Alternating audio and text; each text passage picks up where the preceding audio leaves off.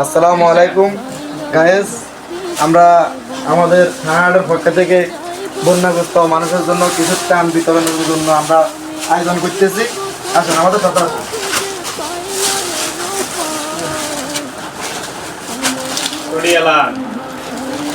এখানে আমাদের চানাচুর মাপা হইতেছে, ওইদিকে মুড়ি।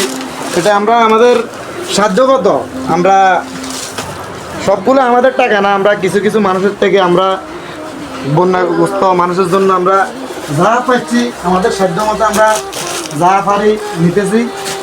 আমরা দোয়া করবেন, আপনারা যে যেখান থেকে পারেন ক্ষতিগ্রস্ত মানুষের জন্য সব কিছু যে যা সাধ্য মতো নিয়ে যাবে। সেটাই আর কি কম লাগবে না ভাইয়া, কিছু করতে পারবেন। আমরা নিতেছি, আমরা চাইতেছি আপনারা সবাই এগিয়ে আসুন। আমরা চাই আমাদের মতো আপনারা এরকম উদ্যোগ নেন, মানুষদের পাশে দাঁড়ান, এসে আর বেশি কিছু না। ওকে ভাইয়া, ধন্যবাদ আপনাদেরকে।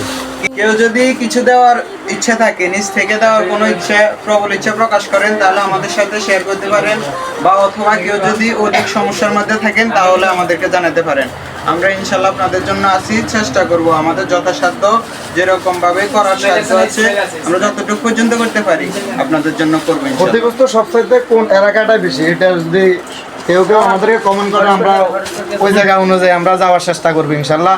আপনারা কোন জায়গায় ক্ষতি বেশি ওই জায়গার অ্যাড্রেসটা আমাদেরকে দিবেন, আমাদের পেজে আপনারা কমেন্ট করবেন, আমরা ওই কমেন্ট অনুযায়ী আমরা চেষ্টা করব আপনাদের ওই জায়গায় যাওয়ার জন্য। Thank you. আসসালামু আলাইকুম রাহমাতুল্লাহ। আমাদের ছেলে ভাইদেরকে উদ্যোগে আজকে আমরা একটা আয়োজন করেছি। ইনশাআল্লাহ আমরা ফেনে যাব, বন্যা কবলিত মানুষদেরকে আমরা কিছু সহযোগিতা করব, অর্থাৎ ত্রাণ দিব, তাদের পাশে থাকবো। সবাই আমাদের জন্য দোয়া করবেন, আর যে যে জায়গা থেকে পারেন আপনারাও উদ্যোগ নিতে পারবেন। আনোয়ার ভাই, আপনি একটু বলুন তো ভাইয়া। আসসালামু আলাইকুম রাহমাতুল্লাহি ওয়া বারাকাতুহু। আমরা আসলে বন্যাতে যারা ক্ষতিগ্রস্ত হয়েছে তাদের উদ্দেশ্যে কিছু শুকনা খাওয়ার ব্যবস্থা করতেছি। আপনারা যে যেখান থেকে দেখতেছেন লাইক করবেন, শেয়ার করবেন, এবং যদি কেউ পারেন কিছু খাওয়ার তাদেরকে নিয়ে পৌঁছাবেন। আসসালামু আলাইকুম।